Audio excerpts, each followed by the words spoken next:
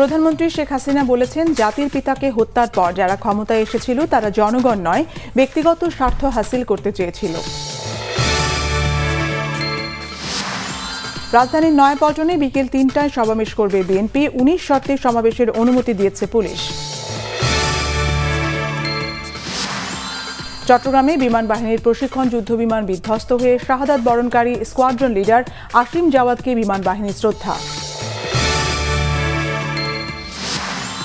বৃষ্টি আগের চেয়ে আরও বাড়তে পারে। সারা দেশে দিন ও রাতের তাপমাত্রা সামান্য কমতে পারে, জানিয়েছে আবহাওয়া অধিদপ্তর। চাপের মুখে অবশেষে মালদ্বীপ থেকে সমস্ত সেনা প্রত্যাহার করে নিয়েছে ভারত।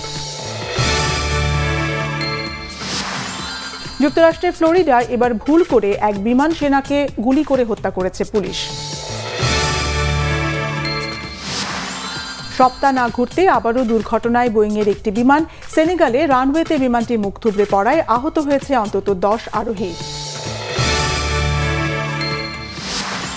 মিরপুরে আজ চতুর্থ টি-20 জিম্বাবুয়ের বিপক্ষে সিরিজ নিশ্চিত হওয়ায় শেষ 2 ম্যাচে ব্যাটিং বোলিং উন্নতিতে গুরুত্ব টাইগারদের।